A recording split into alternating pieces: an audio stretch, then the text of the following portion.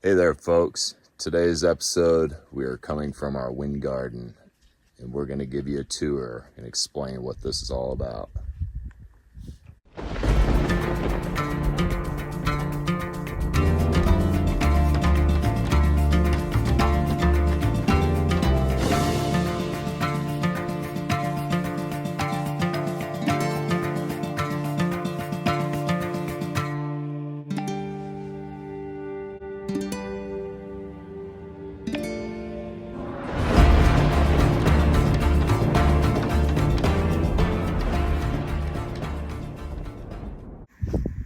Hey everybody, welcome back to our channel. We are two rebels off grid.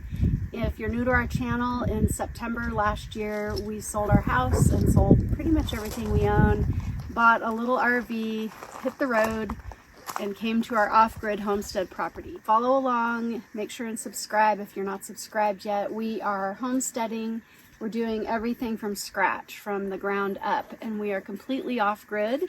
So we are relying on solar power and rainwater collection. We're building things and we would love you to follow along. Welcome back. We're coming to you from our garden location. We actually have two locations. The original one is down the hill where we originally had put the RV, and now we're moved up the hill a little bit closer to our build site. And we've created a nice little wind garden that we're going to share with you today about why we've done it the way we have, and just give you some information that you might find helpful also. Yeah, why does it look so extreme compared to our garden down in the first spot? Down there, the wind was around, but it wasn't as constant as up here on the hill. Yeah. It's probably a good 200 feet difference in elevation. But down there, we didn't need to block the wind so much because our RV was actually acting as a blockade, and so was our cisterns were kind of acting as a wind block. But up here, we are completely exposed, and we have built up this platform here to grow on that is kind of even making us more exposed up on this hill. So we have some challenges ahead. A lot of you know where we live, we get a lot of sunshine, almost too much sunshine, if that can be a thing. And we get a lot of wind, like Doug was saying. So we built this structure based on that. It really is temporary. Where we're standing actually will eventually be our tractor garage / workshop. But right now, this is where we're living and camping out. So we also wanted to make this nice to sit under because, as many of you know, we had to take our awning off of our trailer when we moved up here. A big gust of wind came through, like a dust devil or whatever those are called. It bent it so badly that we had to actually take it off. We couldn't fix it. So we realized quickly as soon as we took it off that we're so exposed and we have no shade. There's just no big tall trees out here. So we had to come up with some way to make it nice to sit outside, because that's why we love being here, is being able to be outside. Yeah, and a lot of plants can't just handle the direct sun and this wind either. So yeah, especially new, smaller plants, new, smaller trees. So we set this up. It looks a little janky, we know, but it works really, really well. And now that we have it set up and we've experienced some wind, we actually think that the way we have this set up might be superior to having a awning, because these sails are so lightweight, they flex. We'll show you how we set them up. I don't think we're going to have the problem with it getting them bent or torn off, I guess, is what would happen that we had with our awning. So let's show you what we did. really, basically, this wind garden, whatever you want to call it, is a concept that just came out of necessity, I guess is what you can say. We weren't inspired by anything. We just took it one sail at a time, and then we realized, well, we need fencing for the deers, and then we need the pallets to block the wind, and we need more cloth to block the wind also and the sun. And so this is a concept that just developed on its own, and art follows form, right? So this is what happened here. So Keri's going to explain exactly what you're actually looking at here, because this can be kind of complex. I'd say we did this entire area here for around, what, $300 maybe, if you include the fencing. The pallets were free. the dirt was free, but the T-posts and all these and the bungee cords to hold it up was not free. Yeah, no, but we found a really good deal on these shade cloths on Amazon. And the stuff that we've got here, we'll put links in the description if you guys are interested. These are 8 by 8 by 8 triangle shade sails. And we got them, they were on sale, and I think they still are on Amazon for like 15 bucks each, which is a great deal. They're usually way more than that, like closer to 50 each. So we bought a bunch. We probably bought too many, but we actually have used all of them. So anyway, but back to how we built this. So I'm going to explain it from the ground up so you have a better idea. So first of all, we have the RV pad, which we had, and then when we moved up here, we realized we have all this space over here, and it would be really great to put a garden here. We thought it would be great to put a garden here for a couple of reasons. One, so we can keep a close eye on it. Two, so that we could recycle our water, our gray water from our RV. We just recycle that water right into the garden, which is a huge water saver. And we also wanted to provide ourselves kind of a wind block and sun block for us being outside, because our RV's right here. So that's kind of how this started. It basically began with, after we moved the RV on, Doug went down and started hauling dirt up with our awesome tractor and brought in some good dirt. We started there, and then we mixed in a bunch of soil amendments that are really helpful for out here. You can see that's what the dirt looks like. And so we started there, and then we decided we better go ahead and fence it to keep out the rabbits and keep out our own animals, because we didn't want our goats getting in here. We don't want our chickens in here scratching it up, because they will do that, and we didn't want our dogs in here digging.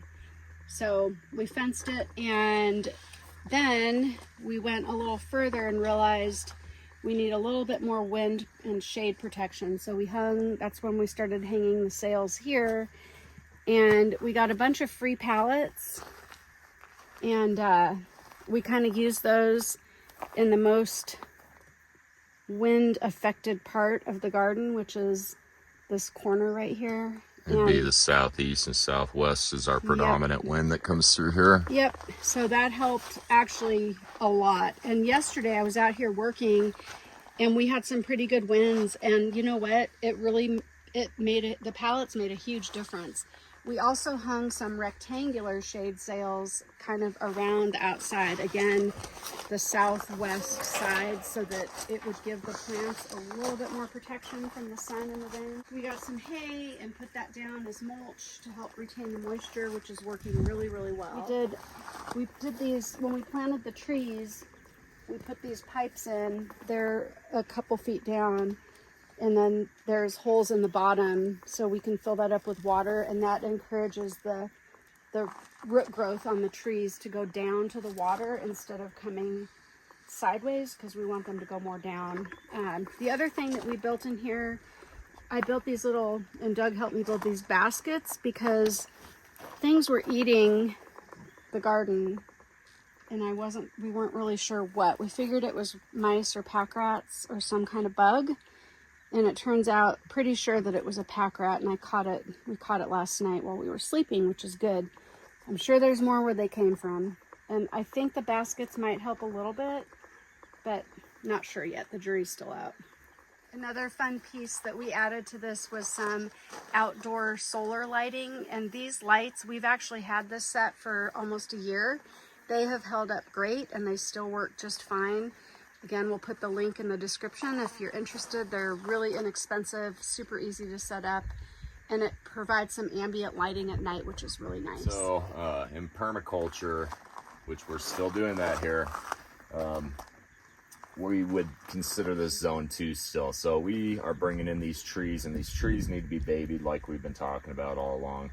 But these are pioneer trees, but these aren't exactly necessarily local pioneer trees.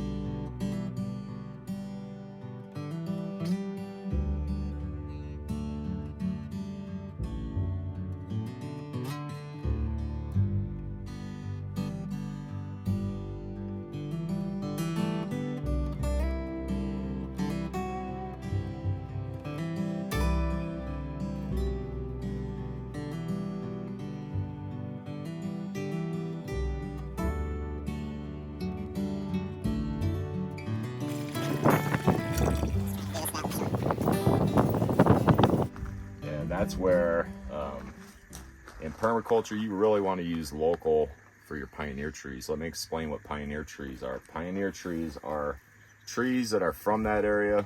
They can put in their roots no problem in the soil that's here already. They don't need fertilizing. They need very little water. They're already acclimated to this area. So they're going to grow a lot faster and be more happier in the places you put them here. Going out and propagating cuttings from this area, from the washes around here, is probably a very logical thing to do, because not only are the cuttings free, but two, I am mass producing trees and bushes and shrubbery here that is not going to cost me anything except maybe a jar of this cutting hormone here, probably $5, but you can also use honey, which is the preferred method, and I just don't happen to have any honey for my cuttings. But as you can see here, we have an assortment of all these are native trees here, except with this I have a blood orange cutting in here, but I do plan on taking cuttings from all of our plants that we bought at the nursery as well. But these plants are still in babysitting mode. We have to watch them tremendously. And I guess the one reason, what we need to talk about is that this whole structure here is to baby these little guys here for the first year. And we plan on having this trailer in this spot for at least this first year. The cistern's nice and close. We can come out, we can observe right away if a rat has chewed on a plant or something like that. If a mouse has gotten in there, if the bugs are starting to decimate a certain plant, we're gonna see it like when we're having our coffee that morning. Whereas down below where our original garden is, we're not gonna know what's going on down there until like day 3 when we decide to go down there and water those plants. But those plants, that's gonna be our olive grove down there in that first garden. We have about 10 olive trees that are down there, and we're gonna plant that out along with the trees that we planted already down there. All of them have been successful. They've all come back to life after winter, except maybe one. What was that one? That was It was it the pineapple guava? Yeah, it's the guava. So the guava didn't come back. But as for the figs and everything else, the peach tree, all of them, they're all doing well. And the artichoke actually came back too. So it's what we found is if you can get your plants in the ground around October and water them and get them past until now, before monsoons, you're going to be successful with your plants if they're made for this area. But yeah, this is a big fort. This is protecting all these trees. Some of them aren't planted in yet because we're still figuring out where we want to put plants and that still. But as for these here, we are going to give you a tour of what we planted in this corner on this berm and why we planted them there. All right, so we're starting over here. We're starting with a blood orange. We actually bought this in Tucson, and we've been told that citrus doesn't do great out here over the winter. So the plan for this tree will be to bring it in and protect it during the winter. We have just a couple months where it gets kind of below freezing. But so far it's doing great. It's a beautiful tree and it's very healthy, so that's good. And then we've got down here, back on April 1st, I took an organic non-GMO avocado seed and popped it in here. It started watering it, and it's actually starting to sprout. Avocados take a very long time to establish, so I almost gave up on it, but it's sprouting and it's starting to come up. It again, like the blood orange, will have to be protected during the winter. And then over here, we have a fig. This is, I gotta tell you the exact thing. This is called a Beers fig, Beers, and it's doing great. This is one of the trees that we bought from, or bushes that we bought from Parkland Nursery. That should do really well here. Yeah, he said it'll never be a tree though. He said that it'll always stunt. I believe that maybe that's because this is supposed to be one grow zone up from ours, so it probably dies back in the winter every year and then re-sprouts from down below. Yep. So right here we have a Halls, Halls honeysuckle. This is something that grows really well here. We also got this at Parkland Nursery. It just got done flowering, and the flowers on this thing smell absolutely amazing. So this is doing really well. Next up we have a eucalyptus.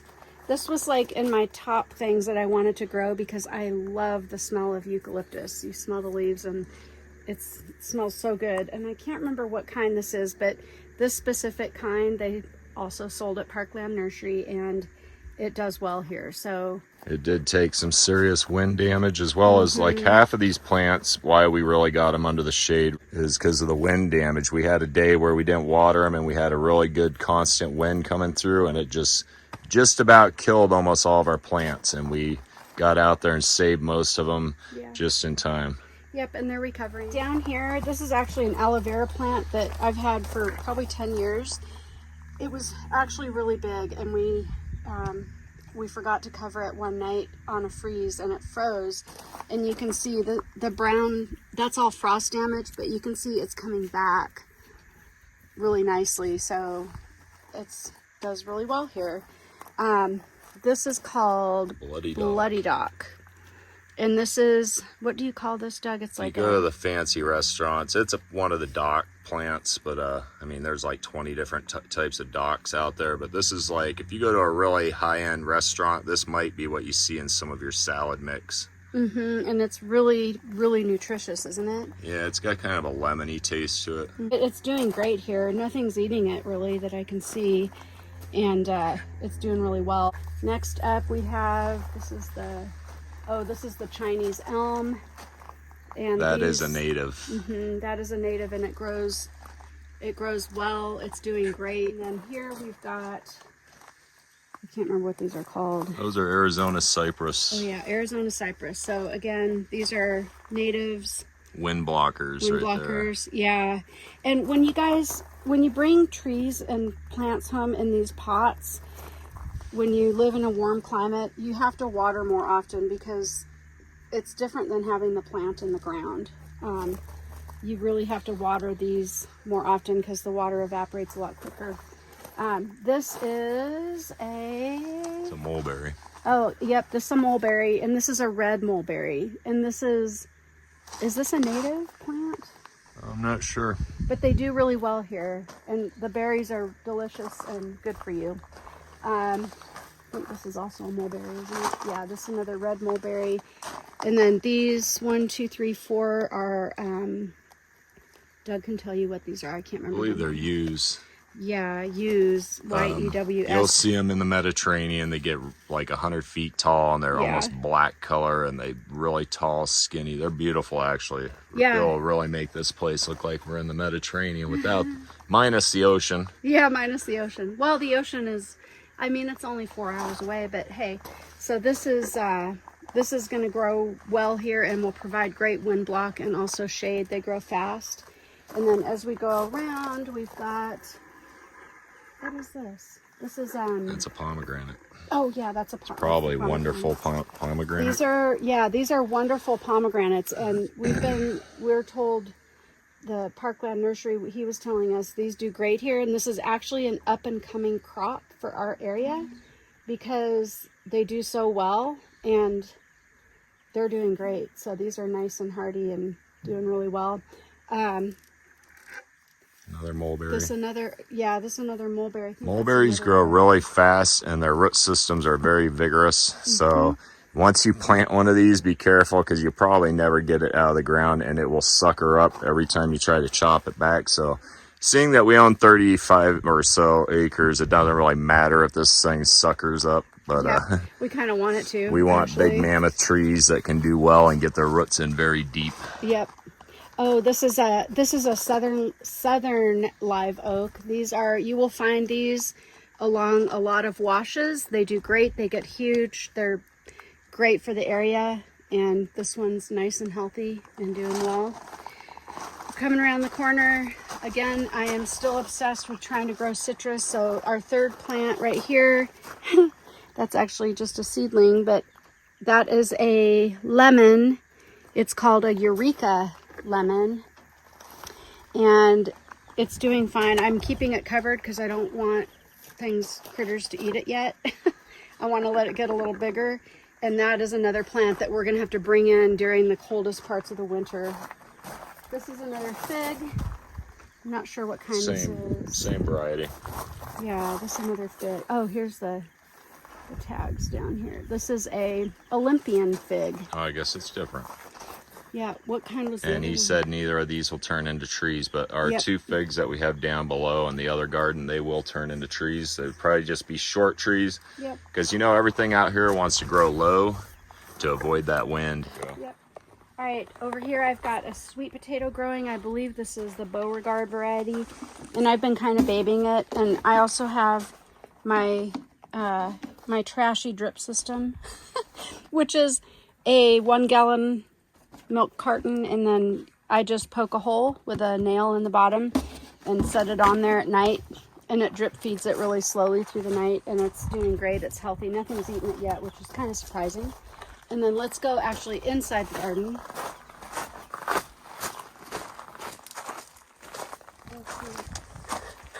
And if she has to duck to go in here, you know what I got to do. I'm doing like that limbo stuff. So we've got more of the same types of trees planted in here. I'm not going to repeat myself, but I just want to talk about the other things that we've got planted. We've got watermelon growing right here, which is doing great. Tomato, which is doing great. That's a nice tomato that's really getting nicely established.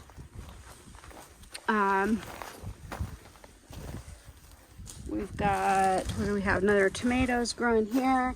I've got chives that are starting to pop up, and these are great because nothing likes to eat things from the onion family. Oh no, these are leeks.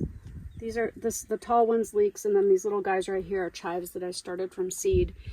This is mint. Mint does great here. Mint likes water though, so you have to remember that. It especially likes to spread also. Over here we have parsley and cilantro growing. Something was eating the cilantro until I put this basket on, and now it's finally stopped. Over here we have basil. This is doing really well. This is another, I think that's a pepper. No, that's a chocolate pear tomato, and that's actually surviving. We're trying to start some, that's turmeric, and then over here is ginger, I believe. Yep, ginger. And it hasn't popped up yet, but we're hopeful that it will. And then we've got a bunch of peppers here in the corner, all under baskets. Our bamboo plant that we got, this is the blue bamboo.